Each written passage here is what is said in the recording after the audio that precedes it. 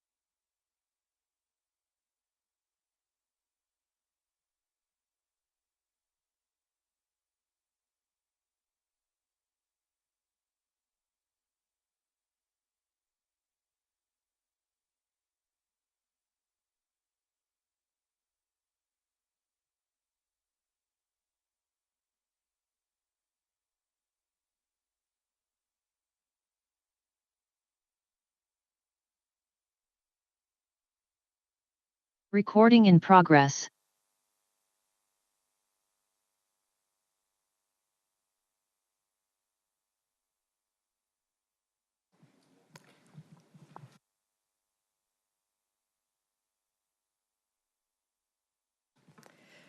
Okay, good evening everybody, councillors, officers, those members of the public in attendance. We've got a bit of a full house here, and also viewers at home watching via the live stream. We are currently recording, but it will be available for live streaming very soon.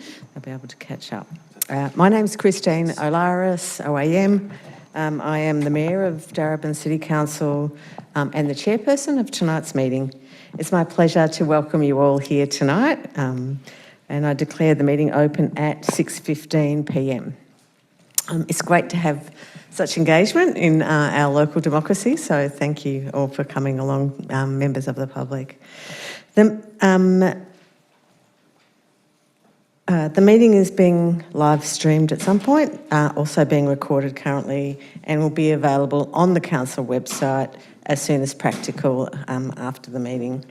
So I do want to just start by acknowledging that we are meeting on the lands of the Wurundjeri Woiwurrung people, who are the traditional owners and custodians of this land, and I want to pay my respects to elders past and present, and recognise their continuing connection to land, waters and culture.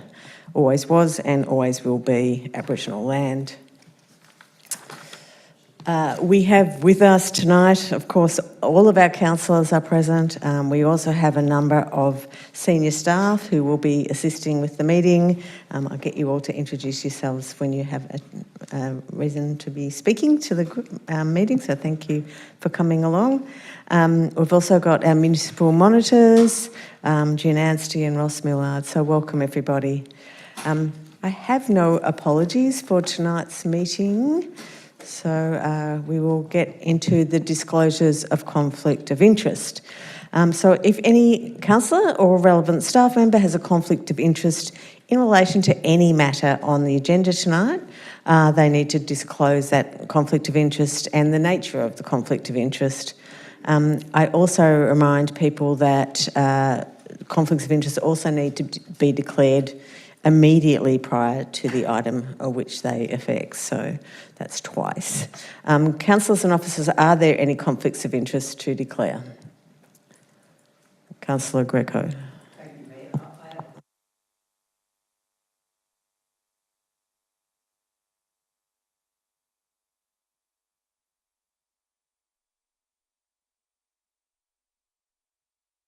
Thank you, Councillor Greco.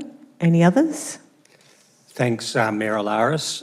Myself as the current Chief Executive and the General Managers, 5 of which will declare a direct conflict in item 11.1, Notice of Motion, capping of CEO remuneration packages. It's a direct conflict due to the nature of the report and our potential role or not in it. Thank you. Okay, is that it? Terrific. Okay, so we're going to item 5, which is confirmation of minutes of the previous meeting. So, councillors, could I please have a mover for the adoption of the minutes of the ordinary council meeting that was held on the 16th of December 2024? Yep, so we've got Councillor Greco and seconded by Councillor Arturi. So I'll just put the motion to a vote. All those in favour, please raise your hands. So that's unanimous. We have Councillor... I don't need to say one if it's unanimous, do I? No? Okay. That's unanimous. Terrific. We'll move along. Thank you. I guess, with a full house, really important for us to remember Council's occupational health and safety responsibilities. So we do have Council has a responsibility to ensure that anyone attending tonight's meeting feels safe, both physically and emotionally. Just really like to remind everyone that in relation to that, we really ask that people be respectful to one another, and also that a councillor or any person who wants to address the meeting can only do so in a courteous way, in a respectful manner, and must also take direction from whoever's sitting in this chair whenever called on to do so. And also any members of the public physically attending the meeting tonight, or councillors for that matter, should utter any offensive, indecent, insulting or objectionable items or words. Hopefully that doesn't need saying, but I think it's really just important to remember. And that includes words that might be considered racist, sexist, homophobic, and also please don't use your body language in a way that might also be considered offensive. Silence must be preserved by the gallery at all times during the meeting, apart from, of course, if you're addressing the meeting. And if any member of the public engages in conduct that is improper or disorderly, I may direct that person to cease their conduct, and the person must comply with that direction. So that's that. Hopefully we don't need any of that.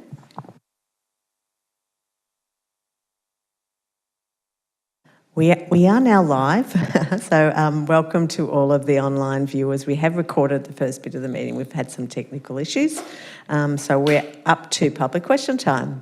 So a good time to be joining us. So we have 30 minutes for public question time. If we exceed that time, I will ask for a procedural motion to extend question time for a further 30 minutes. We've got a lot of questions to get through today, though, so... in line with Council's rules, no questions will be taken from people in the gallery. That you just stick to your questions and to the topic that you've put forward. Questions relating to notice of motions, petitions or urgent business will not be accepted. You will not be accepted in accordance with the governance rules. So for members of the public who have registered to ask a question, either here in person or online, I will call out your name when it's time for you to speak. If I call your name and you don't respond, we'll take it that you are not in attendance, and one of our officers will then read the question out on your behalf, and the relevant general manager will then provide a response. If you're in attendance in person or virtually, I'll invite you to come up to the lectern and unmute the microphone, turn on the camera and state your name and ask your question. Like questions will be grouped together, and the first person who submitted the question can ask that question. Okay, so we'll jump straight in. So the first person on the list is Belinda Lloyd. Belinda Lloyd is not attending this evening, I believe. So Ms. Jan Pickle? Can I please get you to read the question. Thank you. Through you, Mayor. Belinda Lloyd has one question. How many complaints have been received regarding dogs off lead, dogs or dog attacks and people fishing at Edwards Lake over the last 3 months? Thank you for your question, Belinda. And through you, Mayor, there's been one dog attack request and one dog off lead request in the last 3 months. There's also been one report of illegal fishing in that same time frame.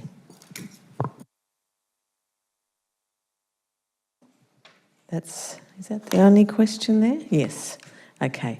We also have another person who's not here in person, Angela Denton.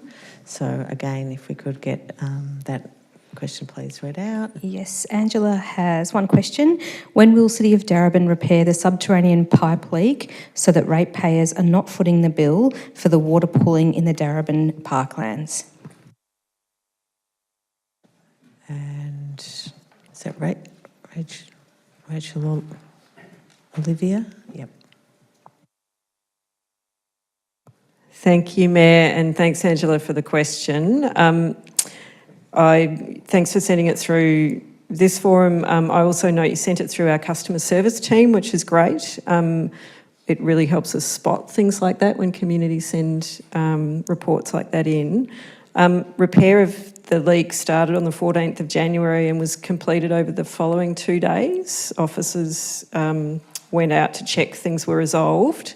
In the end, there were several breaks in the line that were caused by tree roots, and the faucet's back in working order. Okay. Sonia Eskildsen? We have Sonia here? No? Okay, we might get Ms. Jen Piccolo to again read it out. Sure, thank you. Through you, Mayor. Sonia has 3 questions. The first is, what happens to residents who are disabled or elderly and are requiring transport daily? The second question is, where are all the residences on Victoria Road meant to park if they cannot park outside their homes? And the third question, what about the residents who won't be able to park their cars because all the residents from Victoria Road are parking in all of the side streets? Okay. Thank you, Sonia, for your questions. And firstly, through you, Mayor, I'd like to share that we have a number of questions about the Your Street, Your Say item on the agenda this evening. And for all of our officer responses, I'd like to share that Council will consider and resolve what projects Council moves forward with this evening. So thank you, Sonia, for your questions.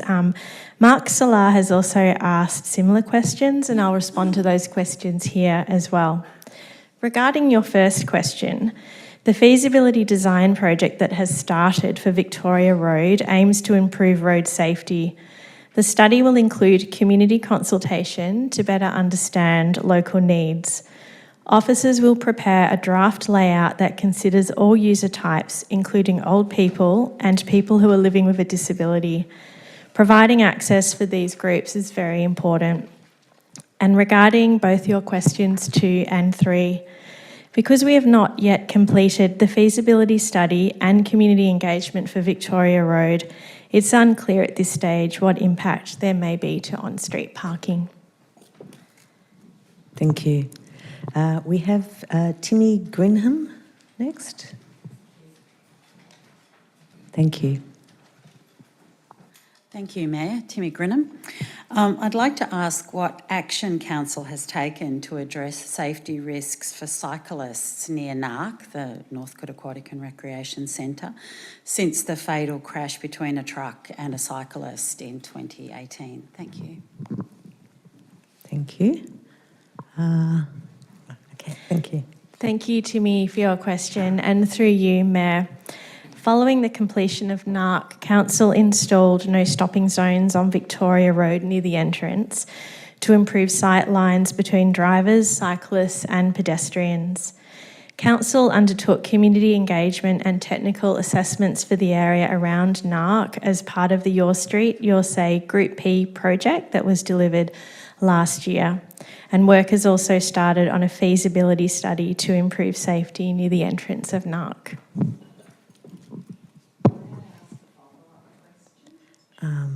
Sure, go ahead. Thank you, Mayor. May I please ask if there's any monitoring of those no standing zones around NARC? I won't make a comment, but you can probably understand why I'm asking that. Thanks, Timmy, for your question. We do regularly have traffic enforcement officers that do patrol the entire municipality, but I'd like to take that on notice and I'll be able to give you some specific information about the patrols in that area at a later time. Thanks. Okay, John Palavanidis? No? Okay, we might get that question read out then, please. Ms. Jen Picklaw. Thank you, Mayor. John has 3 questions relating to revisiting Your Street, Your Say, Group P. The first question is requests the report in relation to Council Resolution Minute 24178, Item 5, the request for the report to be tabled at a meeting on the 28th of January on the impacts and implementation required to suspend 3 projects, be distributed to all residents for review, comment and feedback.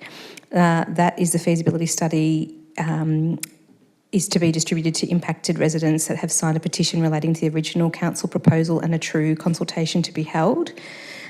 2, in relation to 5B, request council to categorically, statistically justify how the original proposal to eradicate parking on Victoria Road would improve safety given current dedicated bike lanes on Victoria Road and the current traffic issues experienced. And the third question, request council to explain how any further reduction in street parking on Victoria Road will improve children's safety to walk, cycle, take transport to their school, given it would result in increased traffic hazards to be detrimental to safety. Okay, and I think that one's again over to Ms. Petrie. Thank you for your questions, John, and through you, Mayor. Regarding your first question, you can find the report included in tonight's council agenda. Regarding the feasibility study, if completed, this will be shared with the community during community consultation. And regarding your questions 2 and 3, information has been provided in tonight's council agenda that describes the safety risk on Victoria Road and the treatments that would address this risk. Thank you. The next questioner is attending virtually, I believe.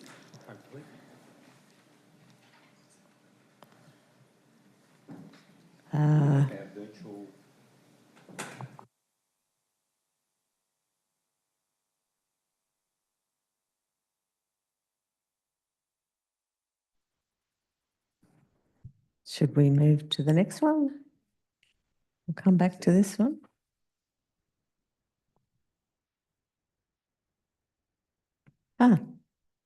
Dimitri Lafleur. Please Yes. go.